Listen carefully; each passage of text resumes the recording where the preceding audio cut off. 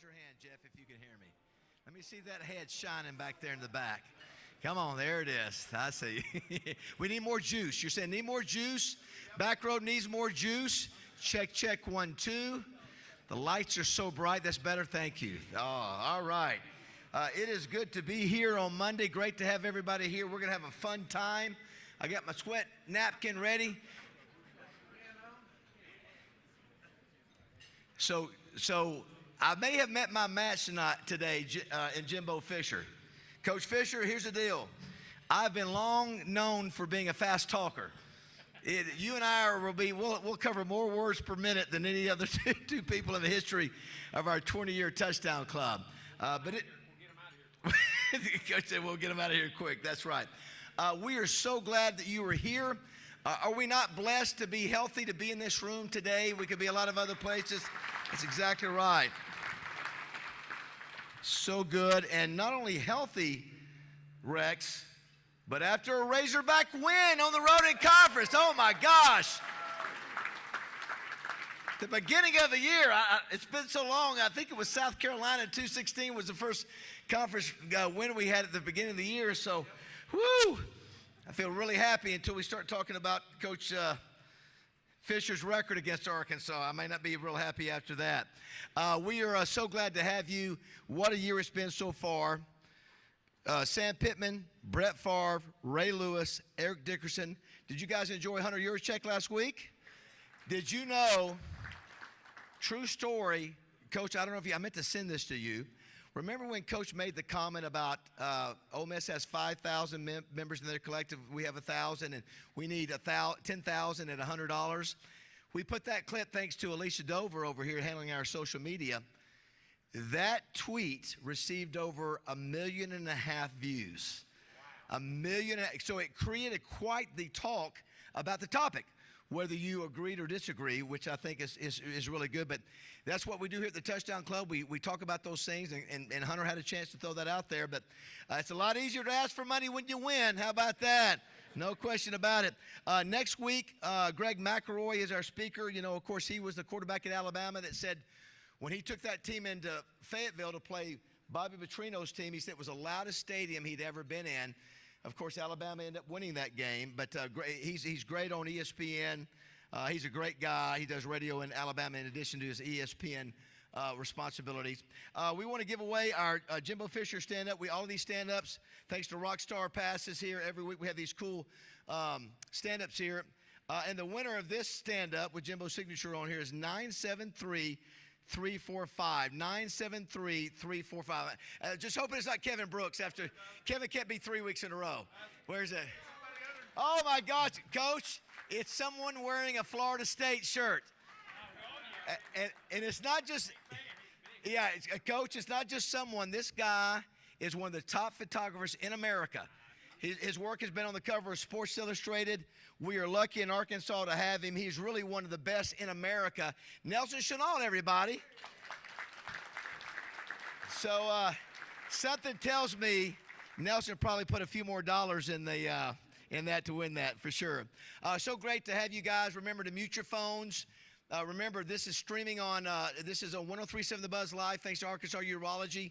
Coach just got off the radio with them. But you can also go to myarkansaspbs.org. They're streaming it live. We're also streaming it live on lrtouchdown.com, YouTube, Facebook, Twitter.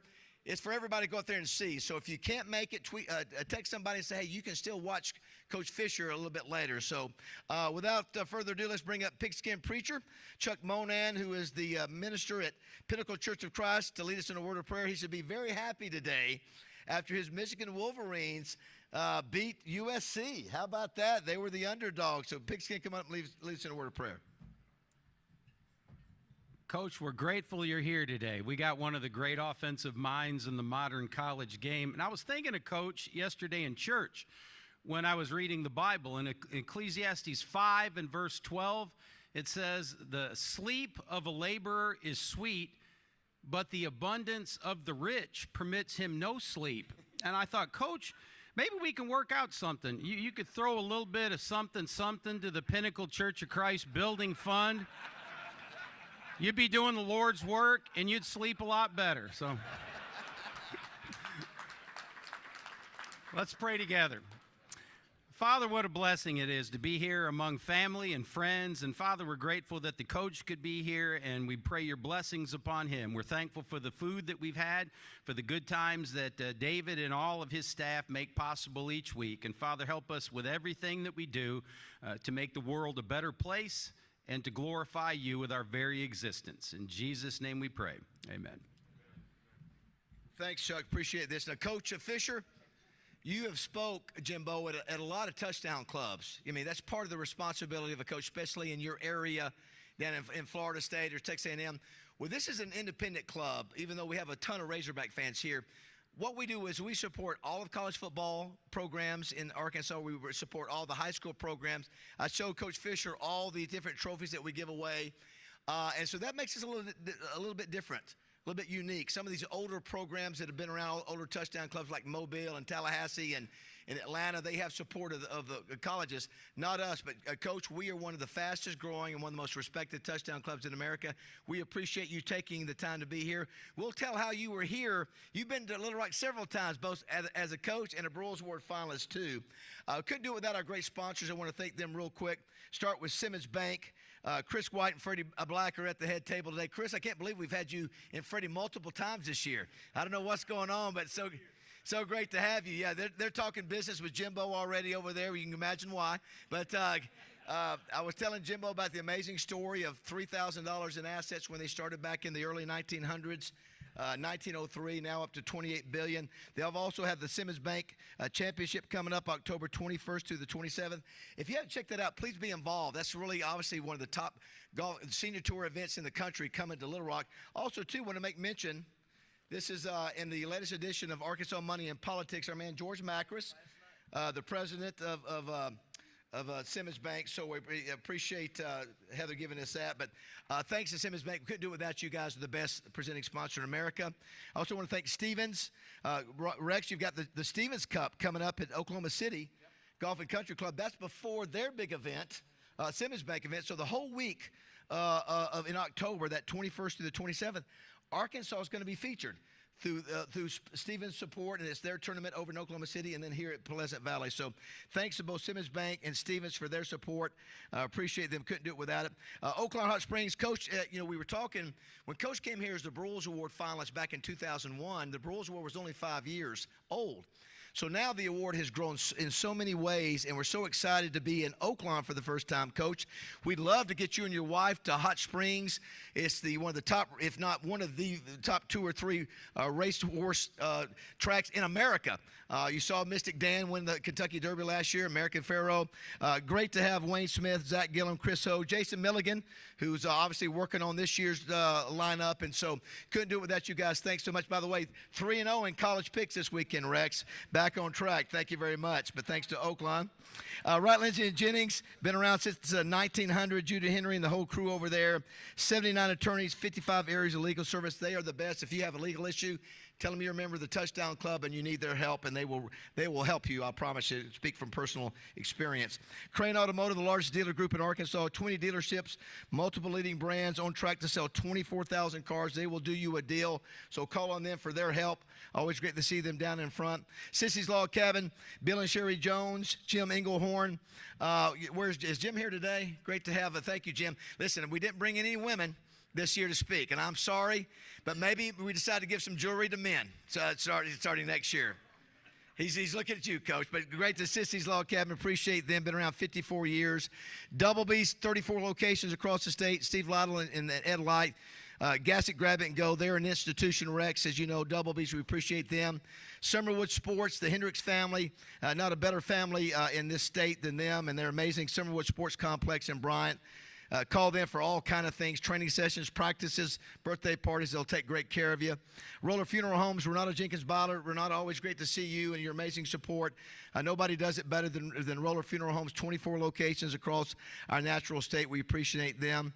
Advantage Service Company, Kevin Brooks, one call, does it all. 35 years in the business. HVAC, plumbing, electrical needs, they do it all. Arkansas Democrat Gazette, Wally Hall, Amanda. It's so cool that we have an All-Arkansas Preps player that was honored last year as a sophomore. He's back as a junior. He looks like he's 34 years old. I'm not sure exactly what the deal is, but from Darnell. We'll introduce him in just a minute. We appreciate the Arkansas Democrat-Gazette. The Hatcher Agency in Twin City Limo. Greg Hatcher, thank you so much for all you do. The home of outrageous service. Popeye, along with Wes Sutton, picked up Coach last night. He came in last night, and you know, we don't have to do this, but it's always nice for our guests to be picked up in like a limo van and those kind of things, and to show a first-class treatment. So we appreciate Greg and his support. Simmons Bank Arena. Michael Marion is in a state of depression right now as a Mississippi State fan. He realizes that even Arkansas may beat Mississippi State this year, which is shocking to him. Theo Van this week, almost 8,000 this Thursday night. Still tickets available for that. Jelly Roll, Ringling Brothers, and others coming to the arena. Go online and get your tickets there. Pulaski County Farm Bureau, Todd Dennis, Stephen Reichard, 75 years of excellent service. We appreciate them. One Memorial Stadium, continue Rex to have great games over there. High school state championships coming up. Thanks to them. Arkansas Urology, who's sponsoring our live broadcast right now, going out all over the state. I know we have Rob Byford, a board member of the Arkansas Urology Foundation, here today. Chris Shinup, thanks so much for your support. Remember, guys, it's National Prostate Cancer Awareness Month. They've had a record number of guys who are getting screened for prostate cancer. And so please do that. Don't forget, and don't put it off. Please do that. It'll save your life. Last free screening, September 26th, 4 to 7 p.m. here in Little Rock. We appreciate Arkansas Urology. 103.7 The Buzz, my buddy Roger Scott, Justin Moore, for their support every week and throughout the year and years. Appreciate them. Couldn't do it without them. And Terry Mahan, our CEO. AY Media. AY Magazine and Arkansas Money and Politics. Heather, thanks so much for your support and all the great articles you do on all the exciting people and the movers and shakers in this state. Thanks to her. How about Arkansas PBS? If you guys have noticed the stream quality and the look of our meetings this year, Arkansas PBS has raised the bar for us. We couldn't do anything better. I mean, their setup out there is top of the line, one of the best in the nation. We appreciate what they do for us each week. The DoubleTree Hotel, nobody does it better. All these banners you see set up, everything up here, they do this. They're the best. We appreciate them. And JF Media and Marketing, Alicia Dover over there. Nobody puts out more social media. Everything that Hunter Yurchek said last week that was really interesting, she had it posted. People reacted. So we couldn't do it without them. Thanks so much. As you see, Coach, nobody has that many sponsors. You got to have that many sponsors to bring in Ray Lewis and Brett Favre and Eric Dickerson and Jimbo Fisher. Let's give a round of applause to all those great sponsors.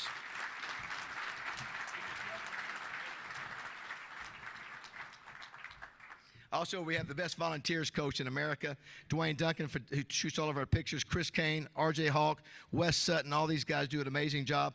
Our volunteers who come in every morning at 9 o'clock, we have about 50 altogether, Coach. Nobody in America has as many as we do, led by Debbie Wyman. Let's give our volunteers a big round of applause if we can.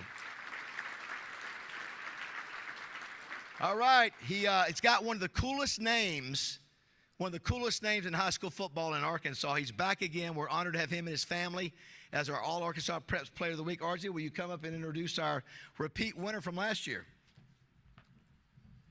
Thank you, David. As David said, Creed Vega is our Player of the Week, and he was here last year. And so I went back to look at his numbers when he was here. And, Coach, I know you like quarterbacks, and so you're going to love this guy because last year when he was here, he ran for 220 yards, had 3 touchdowns. He threw for another 225 in that win. And I was talking to Creed a moment ago, and he said, I wanted to come back. So the numbers that he put up is worthy of coming back. So 2 weeks ago, they were off this past week. 2 weeks ago when they played Nashville, they won that game 44-37. It's because Creed Vega went 17 of 27 for 241 yards and 2 touchdowns. You look at those numbers, you're okay, he had a good day throwing. Then he ran the ball 29 times for 245 yards and 3 touchdowns.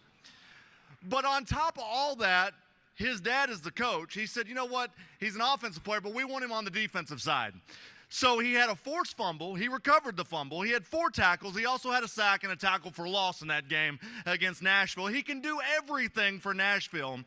In 3 games this year, Creed Vega has had 11 total touchdowns for Dardanelle. So with all that being said, his mom, Crystal's here. His dad, Phil, who is also the head coach, is here. His girlfriend, Deandra, is here. And our All-Arkansas Preps Player of the Week is Creed Vega from Dardanelle.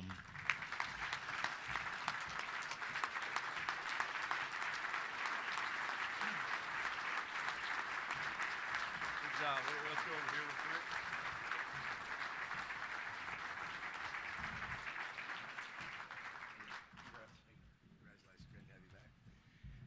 I told him, listen, hey, we'll just have him back next year too. Coach, how about that? And Dad, Mom. And now listen, extra credit for bringing the girlfriend. Man, very nice.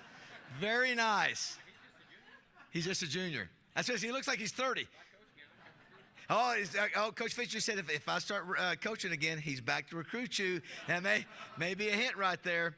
All right, Coach, I said I talk fast like you do. I sweat a lot. So does our next speaker. He does both. He sweats a lot and talks fast. For our weekend wrap-up, give it up for Rex Nelson, everybody. Come on, Rex. I am a sweat hog, I admit, but boy, you are right, David. It is so much better doing this roundup when the Hogs are undefeated in Southeastern Conference play. Let's hope I can say that again next week. Arkansas 3-1 overall, 1-0 in the SEC, 24-14 win at Auburn.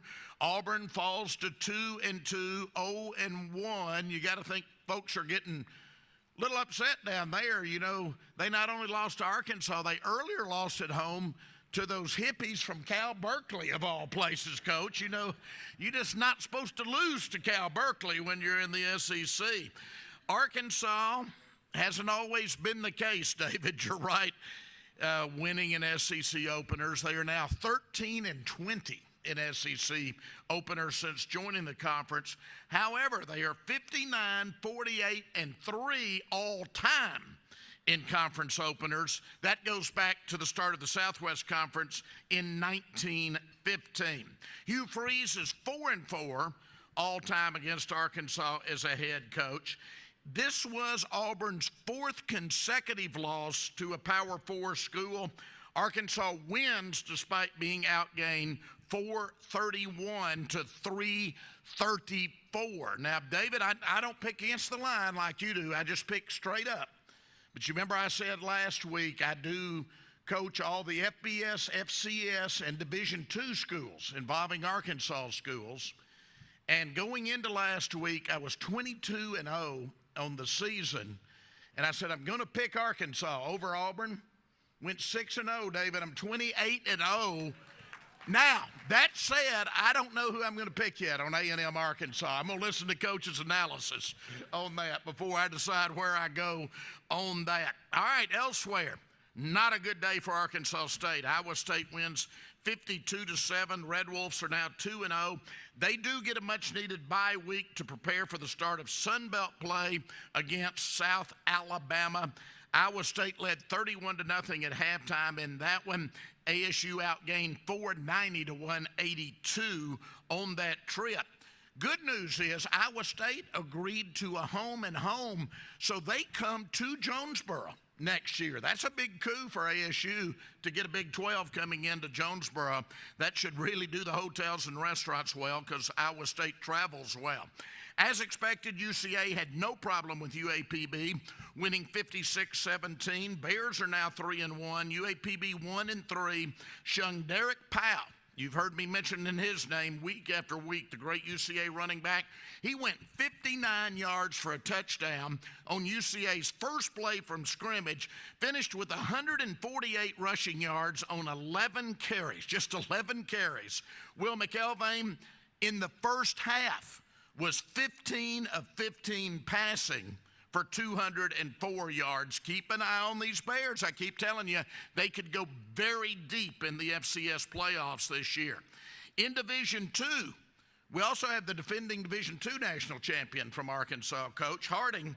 They are number one. They went to 3-0 with a 63-3 win at UAM. Boll Weevils fall to 2-1. That's 22 consecutive wins for Harding.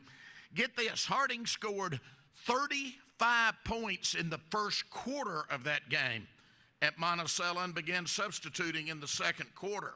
Meanwhile, before a full house in Magnolia Saturday, Ouachita outlasted SAU. They were both 2-0 coming in, 25-20 to go to 3-0. And when I tell you it was a full house, they even brought in bleachers for the end zones and filled them up. It's great to see small college football alive and very well in Arkansas right now.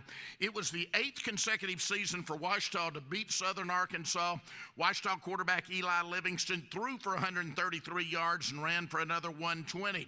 Henderson, Also 3-0. They drop Arkansas Tech to 2-1 after a 27-12 Ready victory in Arkadelphia. Henderson trailed 12-7 before scoring 20 unanswered points in the fourth quarter to win. So UAM, Tech, and SAU are all now 2-1. Harding, Ouachita, and Henderson, all nationally ranked, all 3-0. And that's kind of a familiar refrain in the GAC. GAC has awarded 12 championships since its formation in football. Those three schools are the only three schools to ever won. None of the Oklahoma schools have ever won one. Ouachita has won 6, Harding has won 3, and Henderson has won 3. Meanwhile, Division III, Hendricks 35, Southwestern of Texas 20. Hendricks is 2-1. Howard Payne beat Lyon 41-14. Lyon is 1-2. NAI Nelson of Texas, no kin to me as far as I can tell, 39. Arkansas Baptist 8. Arkansas Baptist is 1-2. Now on to the SEC real quickly. Tennessee over OU 25-15. Josh Heupel returns to his old school and gets a big win as Tennessee goes to 4-0, 1-0 in the SEC. OU 3-1, 0-1 in the SEC. Some of you may have seen this yesterday on social media. You know, teams, of course, fly to the games, but you know how all the FBS teams have these big fancy 18-wheelers that they take their equipment in? The Tennessee truck was involved in a crash yesterday morning coming from Norman to Knoxville here in Little Rock. I-40, I-30 interchange, about the only thing that went wrong for Tennessee over the weekend. We will refer to that as a rocky top, rocky stop in the rock. So Arch Manning gets his first start at Texas. Longhorns moved to 4-0, 51-3 over Louisiana Monroe. A little of the pressure off Billy Napier for 1 week at least, as Florida comes to Starkville, beats Mississippi State 45-28. That ended a 7-game losing streak against FBS opponents for Florida. Missouri escapes with a 30, and I mean escapes with a 30-27 2-overtime win over Vanderbilt. I was so rooting for Vanderbilt in that game. Tigers are 4-0, 1-0 in conference. Vandy's 2-2, 0-1. Ole Miss 52, Georgia Southern 13. I keep giving these Jackson Dart stats. He was 22 of 31 passing, 382 yards, 4 touchdowns. Ole Miss is 4-0. South Carolina's 3-1 after a 50-7 victory over Akron. They make good tires in Akron, I think, but not good football teams. And Kentucky, 2-2 after a 41-6 win over Ohio, not Ohio State, Ohio. And Texas A&M, this week's opponent, 3-1, but they struggled to beat Bowling Green 26-20. So I'll be listening, Coach, quickly and quietly and intently to see who to pick there. Now, in the state this week, Lamar is at UCA. You need to go see these Bears if you get a chance. Henderson is at Harding, undefeated teams. That's a good one to go see. UAM's at Ouachita. SAU's at Arkansas Tech. Our NAI team is home as Panhandle is at Arkansas Baptist. Both of our Division III teams are at home as Huntington College is at Hendricks. Texas Lutheran is at Lyon. So what does that mean? 2 games in Conway, 1 each in Searcy, Arkadelphia, Russellville, Little Rock, and Batesville. No excuse whatsoever. Get out and see a college football game this week, everybody. Thank you. Go, Rex, go. All right. I think Jimbo Fisher is shaking a little bit in his boots after that. He said, you're allowed to breathe, Rex. No, he does not. Thank you, Rex. Appreciate that. Before we bring up Coach, real quick couple announcements. The October 5th game against Tennessee has now been scheduled for 6:30 at night, so that's official. I also want to say real quick, Wayne Smith, who's the GM over at Oakland, I wanted to give credit, give her some recognition to his son, Dylan, who was doing the play-by-play for Lakeside High School. He's only a sophomore, but when he got this opportunity, let me tell you, one of these days you're going to hear this young man calling games on the national level. Instead of choosing one of his buddies, he chose a senior female to be his color person. So his name is Dylan. Can't wait. So Dylan Smith, be looking out for that name. Wayne, really proud of him. What a great young man he is. I also want to recognize a couple special faces here today. To my left is a national award-winning college football reporter for CBS Sports and 24/7 Sports. He's covered the Auburn Athletic Department for AL.com, Mississippi State for the Clarion Ledger. He covered Arkansas for the Northwest Arkansas Times and the Democrat Gazette. He's actually grew up in Farmington, which I didn't know at the time. In 2019, he was honored by the Associated Press sports editors as the nation's top beat writer in America when he covered Auburn. Was also named the State of Alabama Sports Writer of the Year in 2015. He's a class guy. He flew in just today to get a chance to visit with Coach Fisher after the meeting, but he knows about our touchdown club. He knows about the state of Arkansas. He's a class act. Please welcome Brandon Marcello, everybody.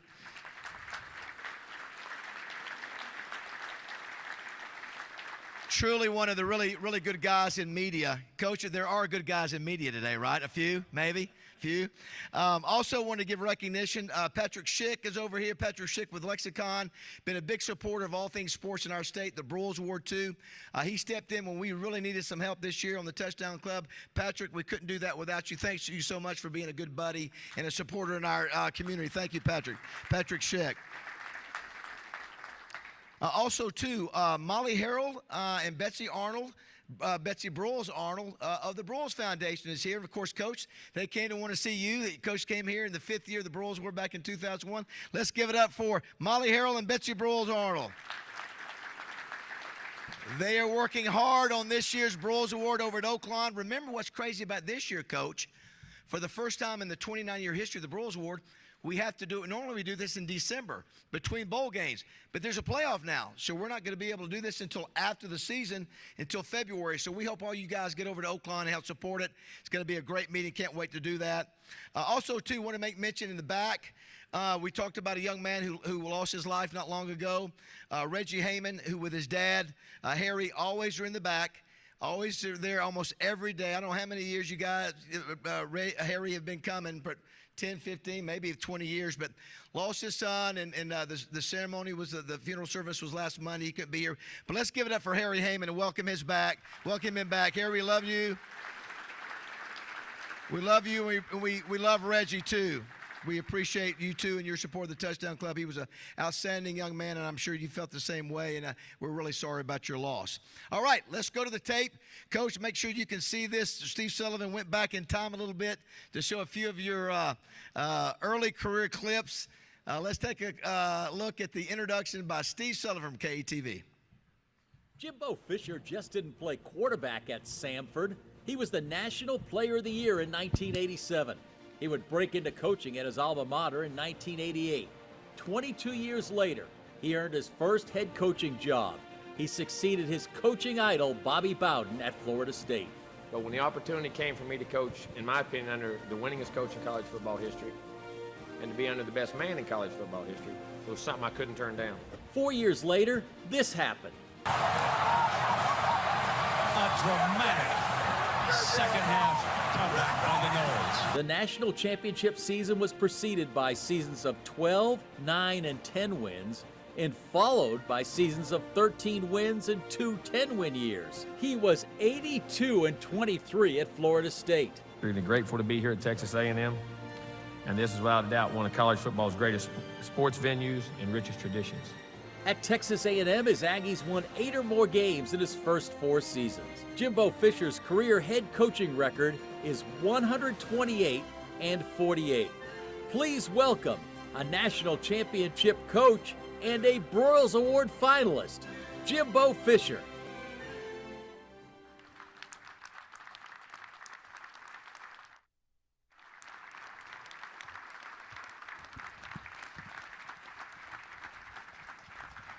Thank you all very much. Coach, great to have you back to Little Rock.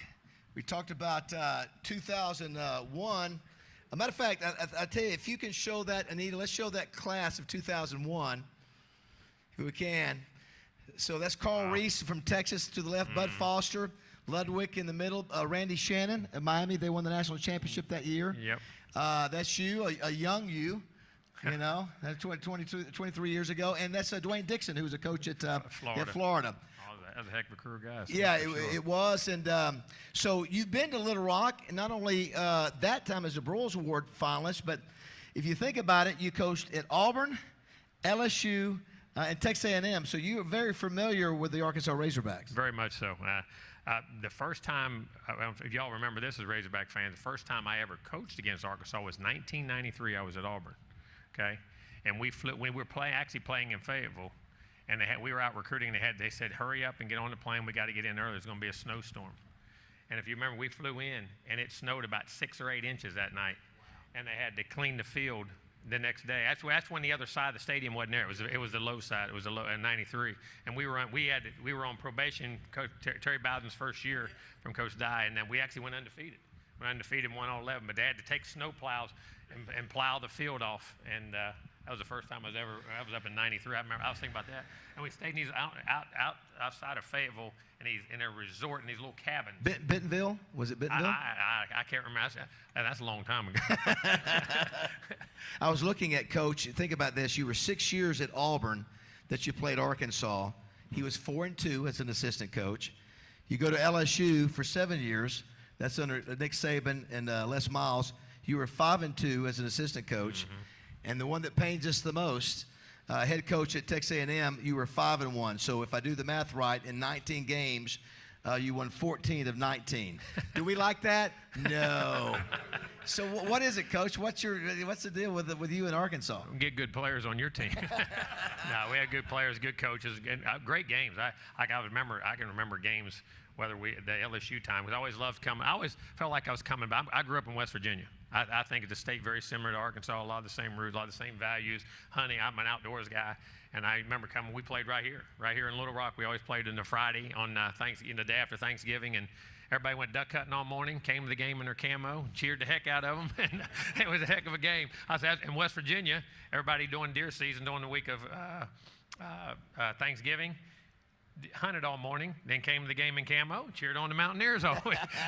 I felt like I was coming home, but it wasn't like it was a tough. I always loved playing at War Memorial. Yeah, you said. I'm a historian of the game. I know change is inevitable in the game, and it's changing, not always for the good, not for the bad. I'm not just talking about the money, but the different scenarios. And we're taking out the history and the old matchups and getting in the old stadiums and be able to walk on a field that the great players in college football history back, the great game you had with Texas in 1969, even though you end up as 15-14 and all that. But, just to say that you walked on, and as I watched that game as a kid and I saw the highlights of it, and I love that and I miss that, and I wish we could find a way to keep building in and saving the history of our game, because I'm going to be honest with you, a lot of these modern day players, nobody knows it.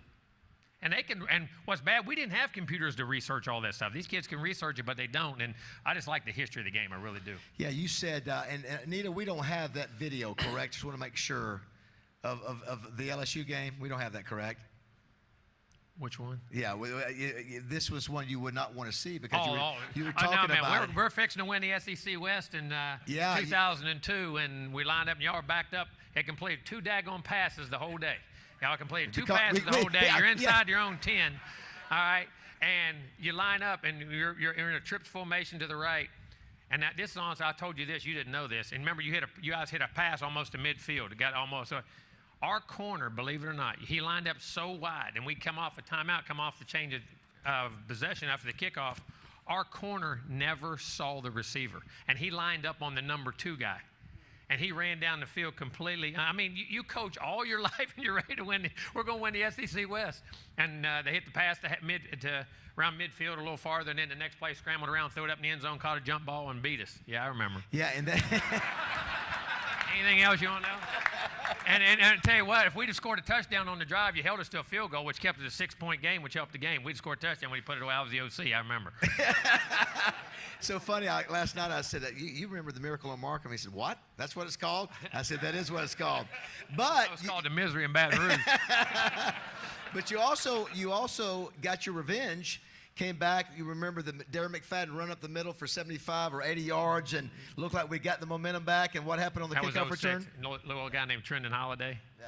A little guy named Little Trendon. As a matter of fact, I told you, I was telling you a story. I signed Trendon. And at the time, Nick Saban, he was the head coach. And when we recruited Trendon, he did not like little guys. He believed, unless you were exceptional with the ball, you had to be special. And we had a guy named Skylar Green. Matter of fact, in one of the games up here, I think in 04, caught a jailbreak screen and went 80 yards up the middle. That was a great. But we had Trendon, and I wouldn't show Nick Trendon because little guy, I don't want him. We already got a little guy. And I knew he was special because he was a 10. He ended up being a 10 flat 100 meters. And I held him until he came to camp. And Nick walked by me. We were standing there. They were running 40s, and I had him run a 40. And he didn't even get in a stance. And he was handheld, and he ran like 4.29. Nick said, "What?"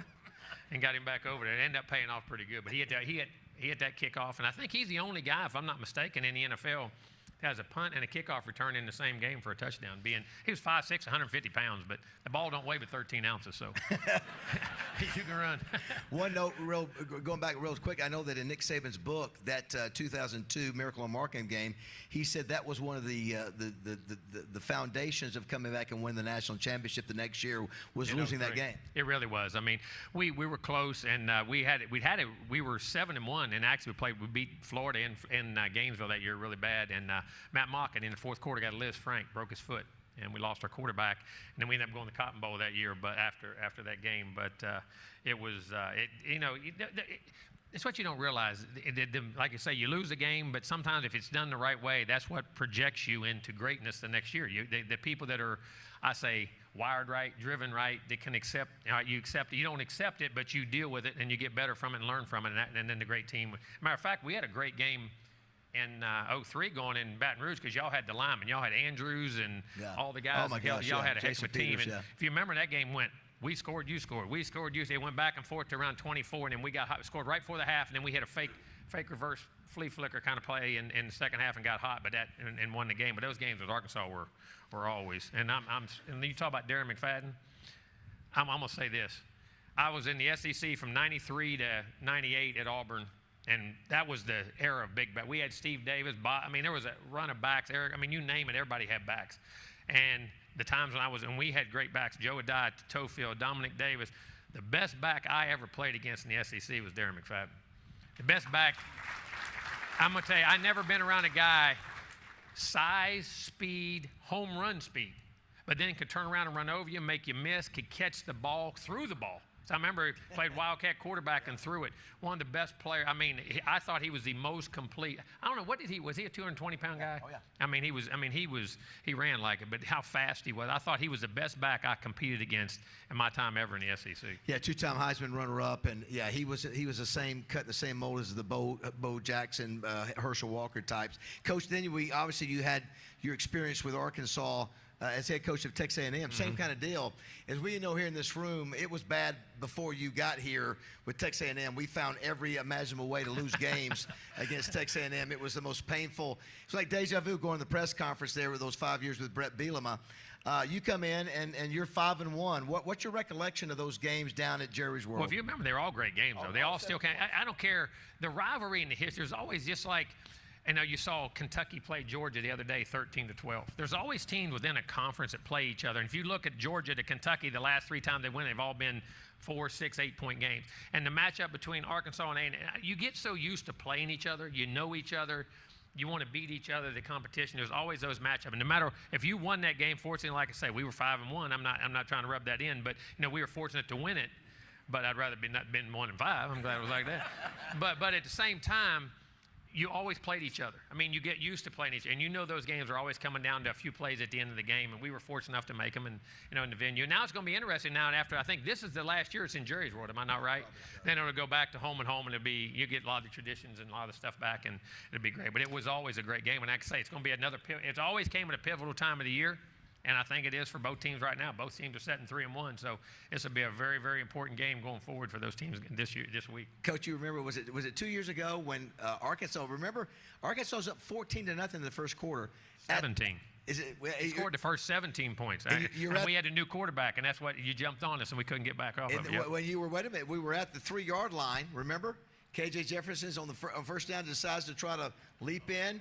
You guys get it and run it back 90 yards instead of being 21 or 24-0. You guys are back in it, but that's sort of the quirkiness of this game. You're in that game. That's right. The other game, you're 17. The year you beat us, you were 17-0 right off the bat. Yeah, but so it's just one of those weird deals. So obviously you had Bobby Petrino last year with you. He's obviously back at Arkansas this year. What was your experience with Bobby last year? Great. Listen, Bobby and I have always had great respect for you. We've coached against each other. He was at Louisville. I was at Florida State. He was at Cincinnati. I was at Cincinnati. He was at Louisville. Back when we were OCs. I spent 1 year under Rick Mentor in 1999 there. And just funny, Jesse Mentor, the DC at Michigan this year, just won the championship. He was a little kid running around the office at that time. I am getting old. Mike Tomlin, me and Mike, we were all on the same staff up there. But Bobby, we competed against each other there. We did it at Louisville. We've always had great respect for him, what he did, how he did things. And philosophically, we're very similar, I think, in how we look at the game. I mean, there's always nuances and differences, but like everybody went to the new style of offense, the hurry up, the crazy, and we used to have to watch each other's film to get ideas on how people would play us, and that was one of the reasons I always had great respect for him as a coach, liked him as a person, and had the opportunity to hire him, and I think he's one of the great offensive minds in college football without a doubt. Did you get a chance to watch the Arkansas-Auburn game at all this past week? Parts of it, it did. I was driving back from Colorado. I was on elk. I was elk hunting last week. Killed so a big I wasn't worried elk? I didn't care who got a first down, who on the injury report. You know what's funny? It was on Monday. And I'm laying there, and I shot my elk Monday evening.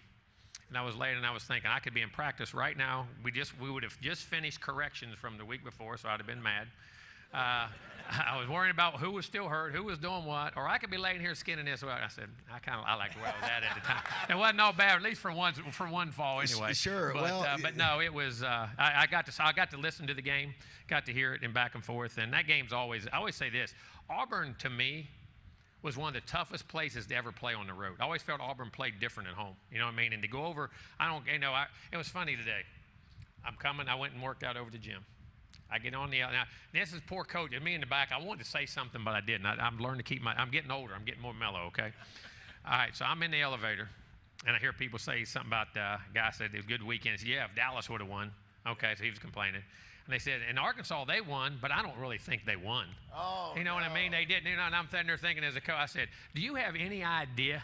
As a coach, I wanted to reach up there and smack him right in the back of the head. You know, like the guy does on NCIS where he hits all of his guys in the back of the head. I wanted to slap him in the back of the head and say, they just won a game. And they would complain, well, I don't know if that was a win or I wanted, and I was listening to them talking. I just sat in the back and listened. But listen, when you go to Auburn and you go in this league and you find a way to win, that's a great thing. And you don't understand the confidence that builds, getting your first SEC win. Just like you said, how many years is it? You don't always open up with a win. And that's what builds. You don't understand how the little things equate as a coach you do to the big things. Now all of a sudden you got a little more confidence. You can go on the road and win. You can overcome a situation where you created, 2 or 3 turnovers in the red zone. Am I not right? You create turnovers in the red zone and got plays where your kid's thinking, okay, instead of now it's we can still do what we did the week before. You come down and got a critical drive. You drove down and got points. And then you got points at the end to put the game away. I mean, all those things, it's an accumulation. It's not where you are right now. It's an accumulation of where you are at the end of the year. And then you gradually build as a coach and that confidence in things that from the experiences you have, good and bad. Just like we had to suffer those things in 2002 to win a national championship in 2003. Those are all building blocks for where you're trying to go and what you're trying to do. And that to go at Auburn and win a game at Auburn, that is hard to do. You know, at LSU, we never won at Auburn. Is that right? During my time, the 6 years I was there, we never won a game at Auburn.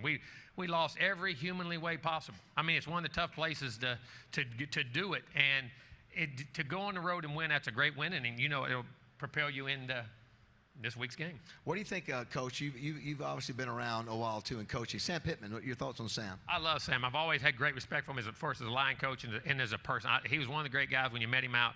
Genuine good guy. You know what I'm saying? My kids love him. Like before the game, my kids are always with me all the time. As a coach, we starve for time with our children, and on the field, he was always good to them. I think he does a great job. I think he's done a great job here. And I think hiring Bobby and getting in the coordinators you got now. I mean, you're doing a good job. You're building, and he's had some good years. And I think this year y'all going to play well. I really do. I like your schedule. Who else you got after this? You got A&M, then Tennessee. We got Tennessee, Ole Miss, LSU, Texas. You'll play right there with them. You will. Listen, you will. You beat Texas up, or you beat the dog out of Texas up a couple years ago. Preach it. But I mean, you don't know. I mean, in each team where they're at, you don't know who gets hurt each week, what goes on. I think Sam does a great job, and he's a really good guy. Going back real quick before we move on, thoughts about the last 12 years. By the way, this is a terrible stat to throw out there, but Arkansas is 1-11 the last 12 years playing Texas A&M at Jerry's World. So as you talked about that maybe that's being done. Do you like that? Would you rather it stayed at Jerry's World, or do you think it should go back home? I mean, I understand why you did it, and I didn't mind it because at least it made you get ready for a bowl game or a championship game that you're not in your own stadium or at somebody else, either a neutral site, hearing the fans and all that. But for y'all to lose a home game, I mean, in the middle of the year on a rivalry like that, I think it's great that you're going back to playing it, in Fayetteville and playing it in College Station. I think it's good for the traditions and history of what's going to happen. Yeah, I mean, I enjoyed it as a player being able to go to A&M, very unique, and it was fun. It's been fun, but it also helps when you win. I think maybe if Arkansas would have split maybe half Well, those wait a minute, games. you're 1-11. That means you're due. You know what I'm saying? I mean, hey, everybody's in analytics now. It's all numbers anyway, right? There's no coach. A coach doesn't. We don't coach anymore. You just hit the button. Okay, hit the button. What's the percentage you say? That's what I'm gonna tell you. What those folks that got analytics, they never. There's analytics are important, but you got to coach too. I'm gonna say that on both ends. You know, Coach Mission, he's from West Virginia. There's some West Virginia magic when it comes to coaching. You obviously won a national title with FSU. Pigskin, Fielding Yost, 6 national championships with Michigan. He was from West Virginia. John McKay, 4 national championships with USC. Lou Holtz, coach here at Arkansas, my old coach, national title with Notre Dame. Nick Saban, 7 national titles. Of course, Bobby Bowden coached at West Virginia, so his kids. So what is there about West Virginia and coaches? We don't want to be coal miners. My whole family was coal miners. My dad was a coal. My dad actually got blown up in the coal mines. He lived and went back, but he went back afterwards. I mean, I lived that life. Grandpa's aunt, cousins, uncles. I mean, you know, everybody worked in the coal mines. That was the way you made a living and what you did. You can take a dime. What's the funny part? And we're all little coal mining communities. Me and Nick live 14. We grew up 14 miles apart. Right between us, John McKay is 7 at the halfway point. Wow. It's 7 miles. cow. And then Fielding Yost. You can take a dime and put it on the map, and there's 18 national championships on a dime that sits right there. It's crazy. Wow. And then Lou was up in the Panhandle, up in around Steubenville and right there where Wheeling and Follinsby and all that. He was up there. But I mean, it is. I mean, it's pretty impressive. And there was a basketball coach. I don't know if you ever heard of Claire B. No. That's one of Bobby Knight's heroes. Claire B., the famous basketball coach. He's from Grafton, where Fielding Yost is from. He has Claire B. Stadium right there. But listen, you're in the mountains. What else are you going to do out there? You got to play ball, and we're working the coal mines, so we didn't want to go to the coal mines, and that's what we did. As Sully said in the introduction, Coach, you were the National Player of the Year. So I want to show the young Jimbo Fisher. Anita, if we get photo number 3, let's take a couple shots here. Look at there. Look at that guy with the mustache going there. That's one shot. You know what the rules were then? And the only reason you grew that, we were not allowed to have any hair below our lip. That was that was a rule back in the day. You could not have a beard, sideburns, couldn't have hair sticking. I'll tell you a funny story. And your hair could not stick out of your helmet. And that was mullet time. That was the king of the mullets in the 80s. Go to the next picture, Anita. Let's see. Wait a minute. Now your hair's pretty long right there now. That's after the season. Okay. See, that's Jeff Bowden right there. That's Bobby's other son. He was our receiver coach in OC. And tell you a funny story. I was at Salem Cup one time, and we always had it cut. And somehow I guess I forgot to get it cut. Now, how many kids a day would do that? I always say this. I went to get on the bus, I was never allowed to ride the bus to a game. Coach Bowden always rode in a police car like his dad did, and to the game with the state trooper. This is Terry Bowden. Yeah, Terry. But Bobby did too. Bobby always did that too. So, but he made me ride in the car with him, because he called play, and I had to sit and go over. That's why I learned. I knew what everybody I knew what all the linemen did. We went over the game plan for 4 hours and listened to James Taylor play down there. I knew every James Taylor song ever known to man. But I was getting in the car, and I was getting ready to go, and he said, "Your hair's too long." I said, "What?" "We're getting in the car, Lee." He said, "Your hair's too long. If you do it, you can't play." You know. I said, "Trainer." Trainer ran over and took a pair of scissors, cut the back of my hair off.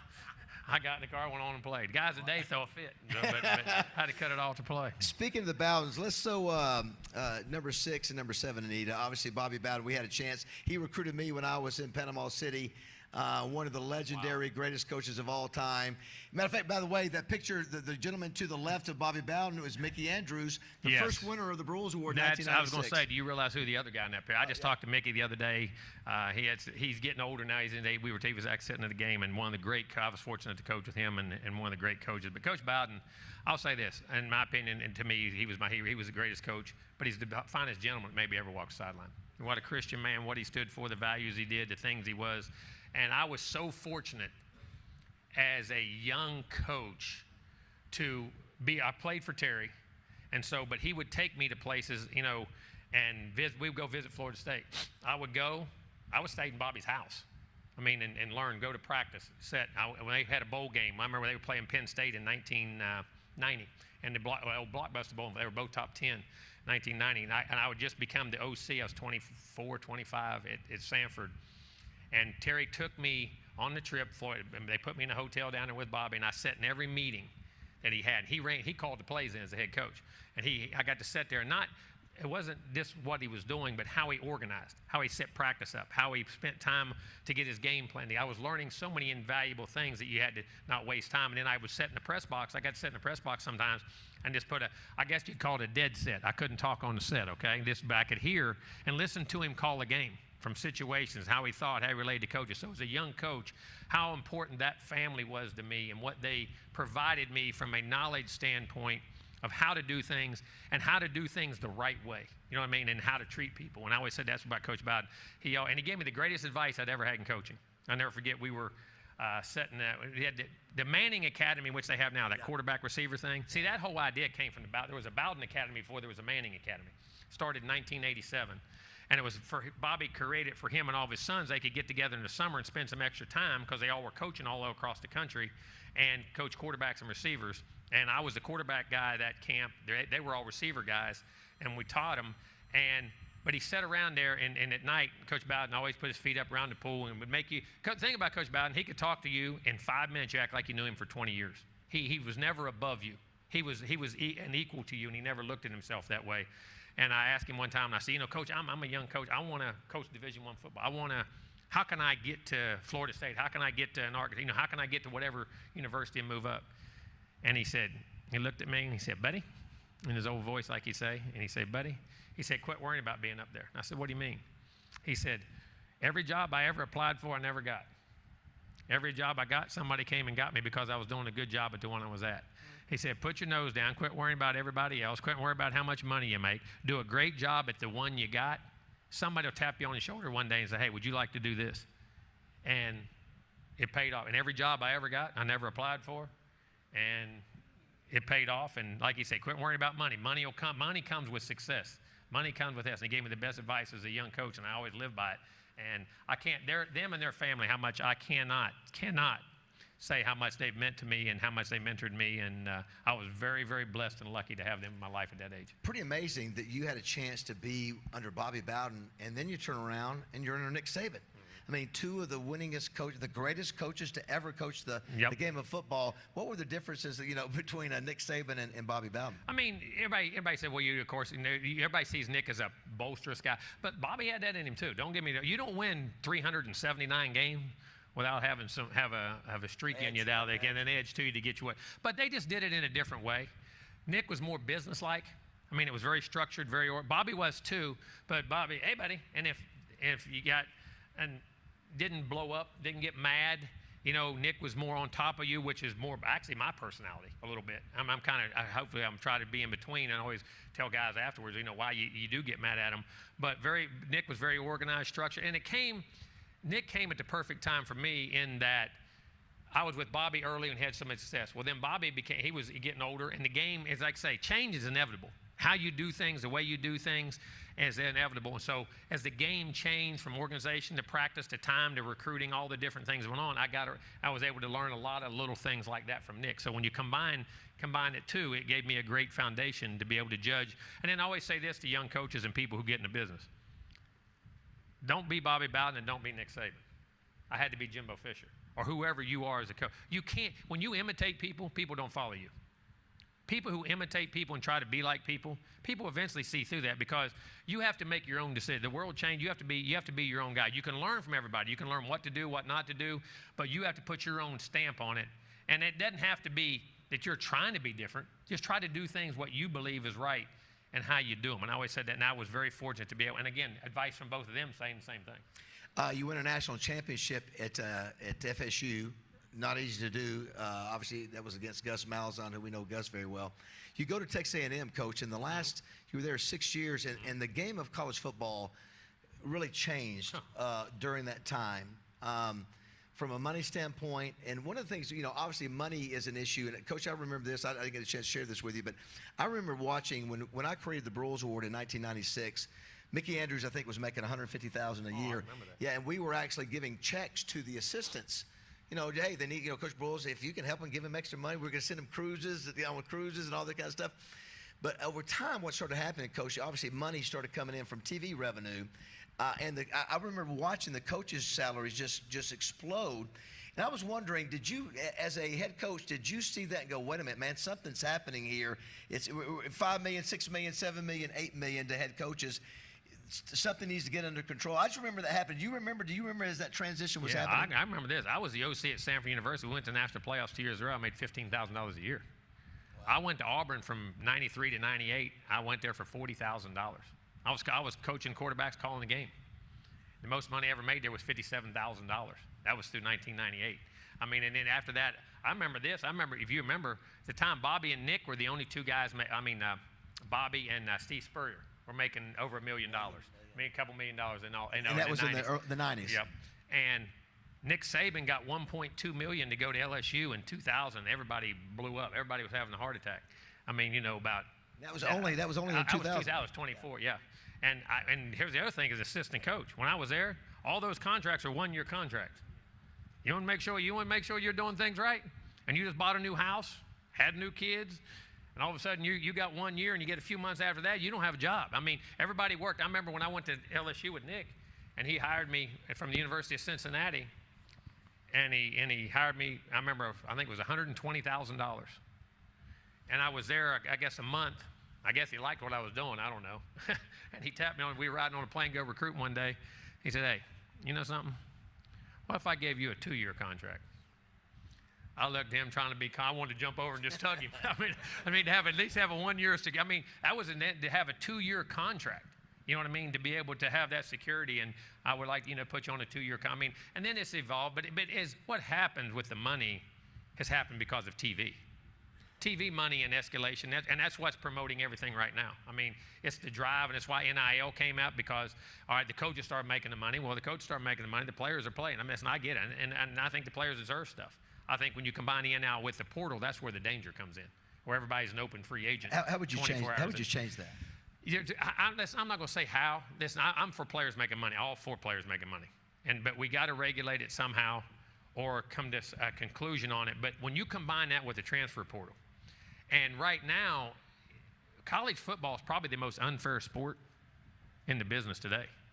College athletics. I mean, listen, when you're in the SEC and you're in the haves, okay, that in the Big Ten, but all these other schools, to an extent, and I know it's a crazy term, it's almost like a glorified junior college. Because, you used to find the guy and you develop him and you get him. All right, Alabama, Georgia, Arkansas, whoever, Ohio State, Michigan, I need a left tackle. I need a corner. Well, they can go pluck him and pay him money that you can't, because the money differential for those two teams because of the TV contract is so great. I mean, it's not fair. You know what I'm saying? Somehow we got to regulate that, and then the tampering, and then your players can leave. Listen, I transferred. I was a transfer guy. I mean, I get that. But there's a reason to transfer. But you can't have open free agency. We've got to come to that. And there's the problem with this whole scenario. We can sit here and say what we would change, but nothing's going to change because none of them hold up in court.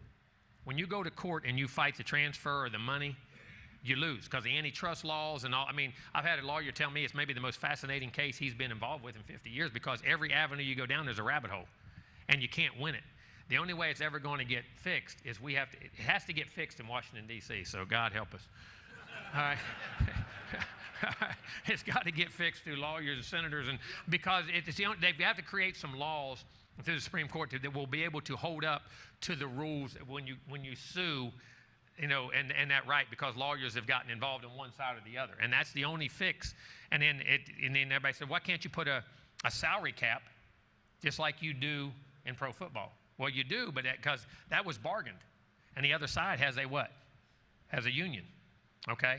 So they're either going to have to do the revenue sharing and get to, I think it's the only way that I know, unless some new laws are made, that you're going to be able to solve it, is you're going to have to create the antitrust laws and the unions, and then you're going to have to negotiate it, and then whoever's in charge of their union is going to be, I mean, it's going to be crazy. I mean, I don't know the answer to what's going on. Just like you have the same problem within your own conference. I mean, just like your athletic director, you all come out the other day, we have to raise so-and-so. Like I saw, everybody thinks A&M had all that. I'm going to say this. The Bro Bible story that we spent $35 million on a recruiting class. My God, I wish I had $35 million. That was not true. Not true. You know, every player in all athletics at that time, you know what the budget was at A&M on? Less than $1 million. You can go look it up. It was a made-up story that the great media, listen, I love you media, but no one fact-checked it. and started writing it, and then it became, if it's written 3 times, it's on the internet, it's what? It's gospel. Hey, you in church, you can't change their mind in church, okay? It's on the internet. It's on the internet. They do not believe you. They do not believe ADs. They do not believe head coaches. It's on the internet. It's gospel, right? But you know what was funny about that, Coach? That some people said that actually was an advantage because people thought that was true. That Well, but still, you got to deal with player issues. You got to deal with other things. And guys said, "Wait a minute, where's my money?" And why I come out and went against it as much as anything was because families were calling and say, "Coach, I wasn't bought." And I said, okay, and it was for the families of the kids that they were talking about. You don't think about that avenue of it because they kept getting that question too. And that's why I made the statements that I made. But at the same time, that was not true. And then I think Ohio State says now their budget's $20 million. Well, if your budget's, even though you're in the same conference, one budget's 20, one budget's 4, how fair is that? Because in pro football, you have what? You have a salary, you have the salary cap. And that's where I think we've got to figure out a way to create equity. And when I'm saying equity, and make everything equal, that everybody has the same fair shot. Even within your own conference, I think there's differentials. You know what I mean? Based off schools and what they have and what they are. And then let alone for another conference, just think, if you're in one of those other conferences, and there's too much, like I said, the great history of teams. We've taken the Pac-12 and destroyed it. Yeah. I mean, how many national championships out there? John McKay? Yeah. I mean, there is no more. I mean, John McKay's playing it. You imagine John McKay playing in the Big Ten? Him and Woody Hayes, I mean, they're rolling over in their grave right now. I mean, and I know change is inevitable, but you can't just destroy the past because of greed. If you're destroying something or the destruction of something, it's got to be for something that's great and for the greater good. And there's still it's unequal right now throughout college athletics that's the part I don't like. Does it bother you? I hear you say this, Coach, and I guess I'm 5 or 6 years older than you, but you got into coaching not for money. No, you got it for $15,000, and everybody, $40,000. well, you just got $70 million. Yeah. It's easy for you to say, well, listen, I would have still been coaching. I was coaching for $15,000. I was coaching for $40,000. I was coaching for $50,000. I would still be coaching today. But I never dreamed I'd be able to make that much money. It just from great advice from Bobby Bowden, I fell into that because I had success and people tapped me on the shoulder and asked me for an opportunity. I wasn't trying to coach. I would have never coached for money. I would have coached for the $30,000, $40,000, $50,000 or $60,000 that high school coaches and junior high coaches and everybody coaches for today. The love of the game. The love of the game. And whatever level you coach at doesn't make you a better coach because you're getting paid more money. It's the love of the game and the interaction with the people and the kids and the families and everything that goes on. But no, I never got into the game because I never dreamed I'd be able to make that. I'm a coal mining kid from West Virginia. How am I going to make that much money? Do you think you think there's ever any way to get football back to where it's not about money? You think it is what it is? Nothing's about money, but everything's about money. Yeah. And the genie's out of the bottle. It's going to go. Now you got to figure out a way to make parity and fairness across the board and do it the right way. I mean, listen, listen, I'm not bad about players getting their share and what goes on and what happens, but we got to get parity on a team that makes it for all the teams across. There's other kids besides the ones that these 2 conference schools have. You know what I mean? There's other kids across the country that deserve the same opportunities, and they did when they walk on. Well, we always said this: when you walked on a field, it didn't matter what religion you were, what color you were, what nationality, what anything you were. Between those white lines, you earned what you earned. That was the great thing about athletics. You lined up against the guy across from you, and he either whipped you or you whipped him or you figured it out or whatever. And I think that's where we're gradually pushing away from that more and more and how it's happening. And that's my biggest fear of it. I mean, I still love to coach. I still probably want to coach. You know what I mean? I want to go do that. I still love that. But I think we've got to get that somehow, some way back to where there's parity and still be able to give the kids what they deserve, give them the opportunities to leave or do whatever. But you got to have some fairness across the board in it. Be back in coaching next year? That's up to somebody else, I guess. But I love the fact, too, your perspective, Coach. You had a chance, you played at Division III. I mean, you had a chance to see all levels. And that's things we love at our touchdown club. Well, think about how many guys played those small levels that worked all the way up, too. Look right there. Look at all of them from Coach. Coach Bowden he coached at Sanford University. That's where he came from. All the coach. Nick Saban was Kent State. You know what I'm saying? I mean, all the and that's the other thing I got a problem with. And everybody said, well, I hate playing that 1AA score. I can go 1AA until I'm old. You know what I mean? And or FCS school. I don't want to play them. I don't want to play that lesser school. Well, you got to understand something. The game of football is bigger than the top 75 or 100 schools in the game. That's how they make their budget. That's how they gave. I mean, there would be no Bobby Bowden's, Jimbo Fishers, Nick Sabans. There would be none of those. Bobby Petrino was a small school. There would be none of those guys if you didn't filter that money back down through to these schools. I'm not saying it's a game and you can play, but it's opportunities for a guy to play football, for a kid to get an education, for him to change his life, to him to change his family's life forever. You know what I mean? And then for the coaches, how many of us started in small college football? Then worked their way up and had that opportunity. If you don't, if the Arkansas of the worlds don't play the Wichita State, if they don't play Wichita or FCS schools or whatever they are and pay that money, and then the 1AA's play the Division IIs, Division IIs play it down and help those schools make budgets. Because what's going to happen in high school football, kids are going to say, I'm not playing. There's not that many opportunities for me. Everybody's not Dan Hampton. Everybody's not Willie Roaf. You know what I mean? And those guys that have that opportunity, and then you take away, the game is bigger than just the major teams that we talk about and how everybody that evolved. The game of football is the greatest game because of the toughness of it, the physicality of it, the grind. There's no easy way to be a good football player. You got to love it. You got to put your nose in the middle of it, and you got to love it. There's no easy way to be good in football that's based off skill, because eventually somebody's going to, you put pads on for a reason, and it happens. It's a remarkable story, Coach. You grew up in West Virginia, and no telling what your future could have been. You started out one of the lowest levels of football, only to work your way up to win a national championship and be under being tutored by two of the greatest coaches to ever play the game. And so football's been good to you. Life's been good with football. Football's been great. Everybody says, and everybody complains about it. Do I have shoulders that are messed up, knees that are messed up? Yeah. Well, tell me what other profession you don't. Steel worker don't have that. A coal miner don't have that. Guys that work on the farm don't have that. I mean, everybody, listen, that's what life's about. Those are the scars and the stories. And then the good thing about my time, there's not as much film, so we can lie like heck. There ain't nobody. We were a lot better than we always were. You know what I'm saying? But I mean, but it taught you how to get up. And football's a game. You're going to get knocked down. It's a cliche, and it sounds like a coach saying it. But football's the greatest game that teaches you life. I mean, there's hard work, sweat, and you ain't gonna win. Somebody's gonna be meaner, tougher, and better than you, and you got to figure it out. Ladies and gentlemen, let's hope he gets back in coaching soon. Jimbo Fisher, everybody. Thank y'all.